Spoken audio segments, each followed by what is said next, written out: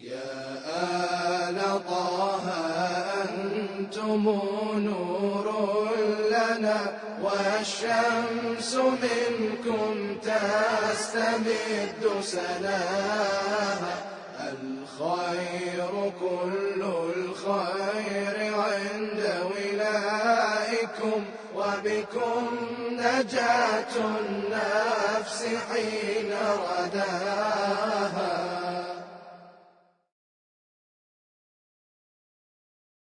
اعوذ باللہ من الشیطان الرجیم بسم اللہ الرحمن الرحیم الحمد للہ رب العالمین اللہم صل علی محمد و آل محمد وعجل فرجہم والعن و اہلک اعداءہم.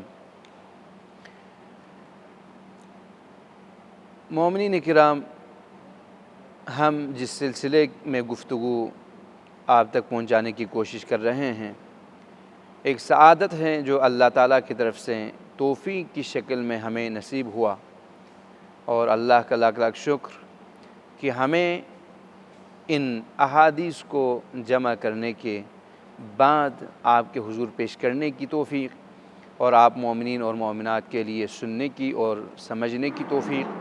اور انشاءاللہ ہم میں سے ہر ایک کو اللہ اس پر عمل پیرا ہونے کی بھی توفیق عطا فرمائے گا، اس لیے کہ وہ ذات جس نے ہمیں توفیق دی ہے یقیناً وہ ہم سے عمل ہی چاہتا ہے، اور عمل کے میدان میں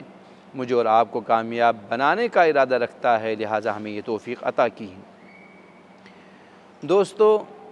احادیث کا جو سلسلہ آپ کی خدمت میں پیش کیا جا رہا ہے، وصیت کے لفظ کے ساتھ ہر وہ حدیث جو اللہ تعالیٰ کے پیارے رسول حضرت محمد بن عبداللہ صلی اللہ علیہ وآلہ وسلم، اللہ کے آخری پیارے نبی نے وصیت کے طور پر اپنے وصی علی بن ابی طالب کے لیے پیش کیا ہے. ہم ان وصیتوں کو دہرا رہے ہیں، ان سے اپنے دلوں کو منور کرنے کی ہم کوشش کر رہے ہیں، اپنے محافل اور مجالس میں نورانیت لانے کے لیے ان وصیتوں کو سننے کی اور آنے والی نسل تک منتقل کرنے کے لیے ہم کوشش کر رہے ہیں، تگودو کر رہے ہیں. انشاءاللہ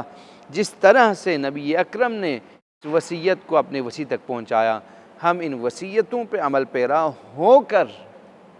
جب عمل پیرا ہوں گے تو جو کچھ ہم نے عمل کیا ہے وہ ہم نہیں بھولیں گے. اس لیے کہ بہت سارے دوستوں کا یہ سوال ہے کہ کیسے احادیث کو یاد کیا جائے، حفظ کیا جائے، آیات قرآنی کو یاد کرنے کا، حفظ کرنے کا طریقہ کیا ہے؟ بہترین طریقہ جو کہ آیات اور احادیث کی روشنی میں واضح ہیں، اور جو کچھ ہم سے چاہا ہے، ہم سے طلب کیا گیا ہے، وہ طریقہ یہی ہے کہ ہم حدیث پر عمل پیرا ہوں. اور جب عمل پیرا ہوں گے تو آپ کو پتہ ہے کہ اس حدیث پر عمل کرتے ہوئے آپ نے اس نیک کام کو انجام دیا ہے، اس حدیث پہ عمل کرتے ہوئے آپ نے اس برے کام سے ہاتھ اٹھا لیا ہے، تو یقیناً وہ حدیث آپ کبھی نہیں بھولیں گے. اب احادیث کا جو سلسلہ پیش کر رہے ہیں وصیت کے نام سے، آج کے اس سلسلے میں آپ کے حضور جس وصیت کو پیش کر رہا ہوں وہ یہ ہے کہ قال رسول اللہ صلی اللہ علیہ وآلہ وسلم، اللہ کے پیارے نبی کا ارشاد ہے، تمام درود و سلام کا منبع وہی ہستی ہیں، آپ اور آپ کے پاک آل پر اللہ کا درود و سلام ہو، مومنین اور مومنات کا درود و سلام ہو. ارشاد ہوتا ہے، یا علی، اے علی، ان محبیک یکونون علی منابر من نور مبیضۃ وجوہہم اشفع لہم ویکونون فی الجنۃ جیرانی. اے علی، آپ کے چاہنے والے، دیکھیں پیغمبر گرامی اسلام صلی اللہ علیہ وآلہ وسلم جو شفاعت کے مالک ہیں، وہ مالک ارشاد فرما رہا ہے کہ اے علی، آپ کے چاہنے والے، تیرے چاہنے والے جو ہیں، وہ نور کے ان ممبروں پہ فائز ہوں گے جہاں پہ مبیضۃ وجوہہم، ان کے چہرے نور سے درخشاں ہوں گے، چمک رہے ہوں گے. ارشاد ہوتا ہے کہ قیامت کے دن وہ مقام، حشر کا وہ منظر جہاں پہ سارے موجود ہیں، آدم سے لے کر خاتم تک، مخلوقات میں سے جو بھی مکلف ہیں وہاں پہ کھڑے ہیں، اب ان سب کے درمیان نور کے ممبر ہوں گے، ان نور کے منابر پر، اونچے مقامات پر یا علی تیرے چاہنے والے ہوں گے۔ جب امیر المومنین کے چاہنے والے ہوں گے تو ان کے چہرے اس طرح سے چمک رہے ہوں گے، درخشاں ہوں گے کہ اہل محشر اس نور سے اندازہ لگائے گا کہ یہ کوئی مخصوص ہستی ہیں جن کو یہ مقام عطا ہوا ہے، تو اہل محشر کے لیے اعلان ہوگا یہ وہ ہیں جو علی بن ابی طالب کے چاہنے والے ہیں۔ اس وقت رسول گرامی اسلام کی اس وصیت کا دوسرا حصہ سن لیجئے، اشفع لہم، علی میں آپ کے ان چاہنے والوں کی شفاعت کروں گا، میں آپ کے ان چاہنے والوں کی شفاعت کروں گا۔ دیکھیں شفاعت کا مالک، بعد میں کوئی یہ نہ کہیں کہ شفاعت کا مالک صرف اللہ تو مالک ہی مالک ہے، اس مالک نے اپنے نبی کو عطا کیا، اس لیے کہ وہ حدیث، وہ وصیت ہم دہرا چکے ہیں، عرض کروں گا ابھی دوبارہ، وہ یہ کہ آپ نے یہ ارشاد فرمایا، یا علی ان ربی عز وجل ملکنی الشفاعہ، اللہ نے، میرے رب نے، میرے پروردگار نے مجھے شفاعت عطا کیا، نہیں مجھے مالک بنایا شفاعت کا، میں شفاعت کا مالک ہوں۔ جب اللہ نے اللہ کے پیارے رسول کو شفاعت کا مالک قرار دیا تو کسی اور کو کیا پڑی ہے کہ وہ آ کے اس میں ٹانگ اڑائیں؟ اگر کوئی ٹانگ اڑا بھی لے تو ہم کیوں مانیں اس کی بات کو، جب اللہ کا رسول جس کے ہر چیز کو، ہر بات کو، ہر فعل کو، ہر قول کو ہم نے اللہ کی طرف سے قبول کیا ہے، وہی رسول ارشاد فرما رہا ہے ملکنی الشفاعہ، مجھے شفاعت ملکیت کے طور پر عطا ہوئی ہے، ملی ہے، اللہ نے دی۔ وہ رسول ارشاد فرما رہا ہے علی قیامت کے دن تیرے چاہنے والے ممبروں پہ ہوں گے، نور کے ممبر پر ہونا ایک ایسا مقام ہوگا جہاں پہ لوگ جب بھی دیکھیں تو گویا نور کے گہوارے میں ان کو بٹھایا گیا ہو، گویا نور کے ایک دائرے میں ان کو بٹھایا گیا ہو، نورانی جگہ پہ بٹھایا گیا ہو۔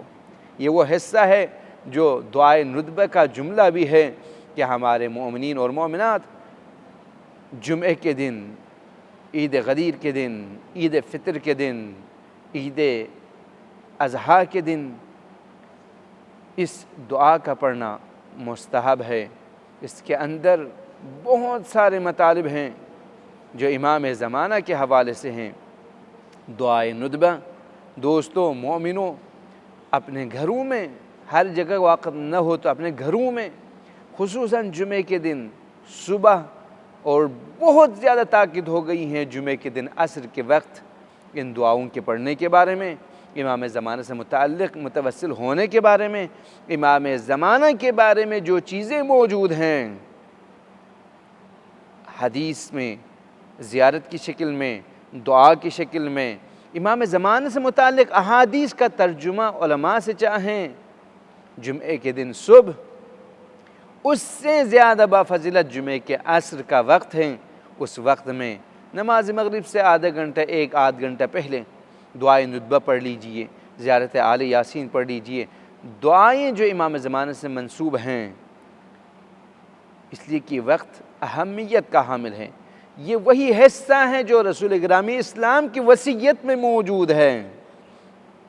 کہ یا علی تیرے شیعہ، تیرے چاہنے والے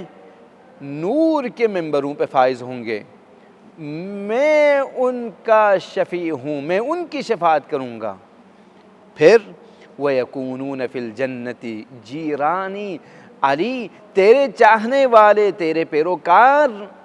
بہشت میں ہوں گے میرے ہمسائے میں۔ دیکھیں ایک تو بہشت میں ہونا، جنت میں مقیم ہونا بھی فضیلت، پھر جنت میں رسول گرامی اسلام حضرت محمد مصطفیٰ صلی اللہ علیہ وآلہ وسلم کے ہمسائے میں ہونا اور بھی بہت بڑی فضیلت۔ یہ دیکھیں دو چیزیں ہیں، یہاں پہ تین فضیلتیں انسان کے لیے، مومنین کے لیے اللہ کے پیارے رسول نے وصیت کے طور پر علی ابن ابی طالب علیہ السلام کی زبانی پہنچایا، بلکہ میں عرض کروں چار فضیلتیں۔ پہلی فضیلت یہ کہ خبر دی غیب سے کہ اللہ کے پیارے رسول نے فرمایا کہ قیامت کے دن نور کے ممبروں پہ ہوں گے، ورنہ ہم کہاں سے جانتے کہ وہاں پہ کس کا کیا حال ہوگا، وہ بھی محشر کی جو سختیاں، محشر کے اندر جو لوگوں کی حالتیں ہوں گی، ہر انسان اپنے کردار کے مطابق شکل و صورت بن کے وہاں پہ کھڑے ہوں گے۔ جو لوگوں کو دھوکہ دیتے دیتے زندگی گزار چکا ہوگا وہ لومڑی کی شکل میں ہوں گے، جو لوگوں کو ہر جگہ اپنی زبان سے ڈستا پھر رہا تھا وہ قیامت میں حشر میں سانپ کی شکل میں ہوں گے، بچھو کی شکل میں ہوں گے۔ اللہ بچائے۔ جو دوسروں کی غیبت کرتے کرتے مومنین کو تنگ کرتے ہوئے ان کے عزت و آبرو کا لحاظ کیے بغیر زندگی گزار چکا ہوگا، وہ وہاں پہ سڑے گلے گوشت کھاتے ہوئے کھڑے ہوں گے، پیپ نکلتے ہوئے ان کو دکھایا جائے گا۔ وہ حالت وہاں پہ کہا جائے کہ علی تیرے چاہنے والے نور کے ممبر پہ فائز ہوں گے، کتنا بڑا مقام۔ ایک دوسری بات فرمایا کہ وہ جب وہاں پہ ہوں گے تو ان کے چہرے چمک رہے ہوں گے۔ نورانی جگہ پہ بٹھانا یہ ایک فضیلت، بیٹھے ہوئے اس مومن کے چہرے سے نور امڑ آنا یہ دوسری فضیلت، اشفع لہم ان کی میں شفاعت کروں گا تیسری فضیلت، یہ لوگ جنت میں ہوں گے چوتھی فضیلت، مجھ رسول خدا صلی اللہ علیہ وآلہ وسلم کا ہمسایہ ہوگا یہ پانچویں فضیلت۔ دوستوں یعنی آپ کا جو مقام ہے، میرے مومن نوجوان اور جوانوں سے میری گزارش ہے، خصوصاً بہن بھائیوں سے، والدین کے حضور گزارش ہے کہ اپنے نوجوانوں کے بارے میں غور کیجئے گا، ان کو ابتدا سے محفوظ رکھیے گا اللہ کی مخالفت سے، اللہ کی اطاعت کرنے کے لیے ان کو آمادہ کیجئے گا، اس لیے کہ آپ کے لیے وہ جو مقام مل رہا ہے وہ ایسا مقام ہے جو کسی کو حاصل نہیں ہو رہا ہے، ایسی فضیلت جو کسی کو نہیں مل رہی ہے۔ آپ اس مقام پہ جانے کے لیے، اس عہدے پہ جانے کے لیے کوشش کیجئے گا۔ گویا یہ کہہ رہا ہے کہ مثلاً عرض کر رہا ہوں آپ کے ملک میں ایک بہت بڑا عہدہ ہے، مثلاً کہیں 20 گریڈ 22 گریڈ جو بھی ہوں، اس عہدے پہ آپ کو فائز ہونا ہے تو کیا کہا جاتا ہے؟ ہر وہ فرد وہاں پہ شرکت کر سکتا ہے ٹیسٹ انٹرویو میں جس کے پاس مثلاً عرض کر رہا ہوں پی ایچ ڈی کی ڈگری ہو، جس کے پاس فلان ڈگری ہو، جو یہ ڈگری رکھتا ہے وہ اس مقام پہ جانے کے لیے نام لکھوائیں تو ان میں سے بھی کچھ کا انتخاب ہو جاتا ہے۔ اب یہاں پہ فرما رہے ہیں کہ اے علی تیرے چاہنے والوں کے لیے یہ مقام حاصل ہیں، یہ فضیلتیں، یہ منابر۔ اس وقت اس مومن نوجوان اور جوان سے میری گزارش یہ ہے کہ دوستو آپ اس مقام پہ فائز ہونے کے لیے ٹیسٹ انٹرویو دے رہے ہیں، اب ہوشیار رہیے گا، اس محبت محمد و آل محمد، محبت علی ابن ابی طالب علیہ السلام، اس کو ہاتھ سے جانے نہ دیجیے، اس پہ پابند رہیے، اس کو محفوظ رکھنے کے لیے کوشش کریں۔ جب محفوظ رکھنے کے لیے کوشش کریں گے تو خود بہت عامل ہوگا، عمل کرنے کا سلیقہ سیکھ لیں، اطاعت کرنے کا سلیقہ سیکھ لیں، طریقہ سیکھ لیں۔ ارشاد ہو رہا ہے یا علی، یہ وہ روایتیں ہیں، یہ وہ وصیتیں ہیں جو فریقین کی کتابوں میں موجود ہیں۔ اس وقت ارشاد ہو رہا ہے یا علی ان شیعتک مغفور لہم، اے علی آپ کے شیعہ جو ہیں وہ بخش دیے گئے ہیں، ان کے گناہوں پر پردہ پوشی ہو چکی ہیں۔ کتنی امید والی حدیث ہے، روایت ہے، کتنا ہم اس پہ مطمئن رہ سکتے ہیں، اپنے کردار میں سنبھلنے کی کتنی ہمیں ضرورت ہے، گناہوں سے بچنے کی ضرورت ہے دوستو۔ اس لیے کہ یا علی ان شیعتک، بے شک تیرا شیعہ اے علی، مغفور لہم، ان کو بخش دیا گیا ہے، وہ مغفور ہو چکے ہیں، مغفرت ہو چکی ہوتی ہیں، کن چیزوں میں؟ علی ما کان فیہم من ذنوب وعیوب، ہر اس چیز میں جو گناہ کے نام سے یا عیب کے نام سے ان کے اندر موجود تھی۔ یعنی گویا یوں فرما رہے ہیں یا علی، آپ کے چاہنے والے، آپ کے جو شیعہ ہیں، آپ کے جو ماننے والے ہیں، ان کے گناہ اور عیوب کو چھپایا گیا ہے، ان کی مغفرت ہو چکی ہے، ان کو بخش دیا گیا ہے، گویا کوئی گناہ اس کی کندھے پہ باقی نہ رہے۔ اس لیے کہ علی بن ابی طالب علیہ السلام کا شیعہ ہونا اس کے کردار، رفتار اور گفتار سے واضح ہو جانا چاہیے، تاکہ وہ ان مقامات پہ فائز ہو سکیں۔ جس طرح ابھی آپ ایک شخص جس کے پاس کوئی ڈگری نہیں ہے اس کو کسی منصب پہ فائز نہیں کرتے، اسی طرح سے ان مقامات پہ جانے والے کے لیے پہلی جو شرط ہے وہ علی بن ابی طالب کا محب ہو، چاہنے والا ہو، علی بن ابی طالب کے دوستوں میں سے ہو، علی بن ابی طالب کے شیعوں میں سے ہو۔ یا علی، اس کے بعد دوستو جس طرح سے ہم ہر روز رسول گرامی اسلام صلی اللہ علیہ وآلہ وسلم کی وصیت کو آپ تک پہنچا رہے ہیں، ان وصیتوں کے حوالے سے عرض کر رہا ہوں، ایک مطلب وصیت کے حوالے سے جو رسول کی وصیت کے اندر موجود ہے،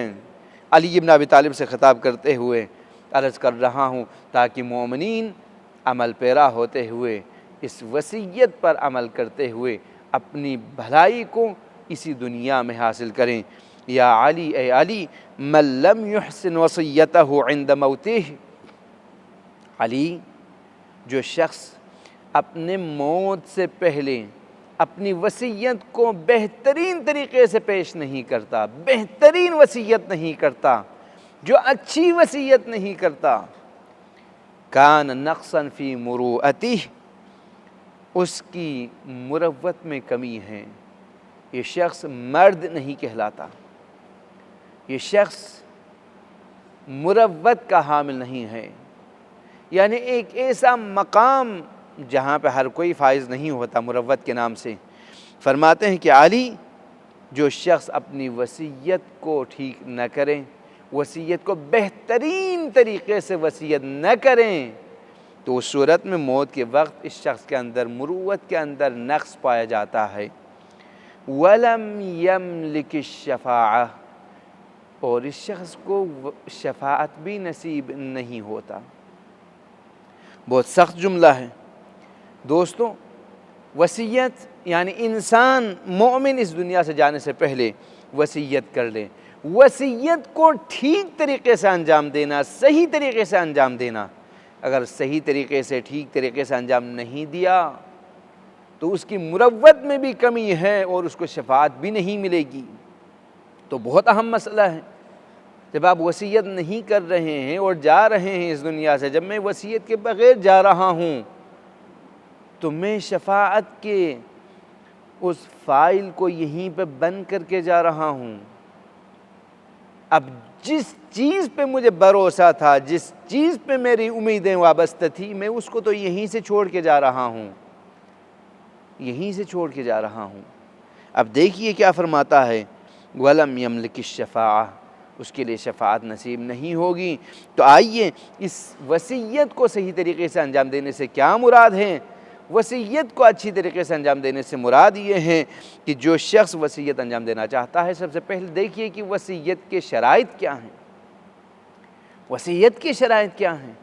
وصیت کن چیزوں میں ہونی چاہیے؟ کبھی مسئلہ جا کے پوچھئے گا عالم دین سے۔ ایک عجیب خوف ہے لوگوں کے اندر، وصیت گویا موت کو دعوت دینے کی علامت سمجھی جاتی ہے، جبکہ وصیت موت کو دعوت دینے کی علامت نہیں ہے، بلکہ یقین اور ایمان کا حصہ ہے، احکام شرعیہ میں سے ہیں۔ جب تم میں سے کسی کا موت نزدیک ہو تو وہ اس وقت وصیت کر لیں، نیک وصیت، اچھی وصیت، بھلائی کے حوالے سے وصیت۔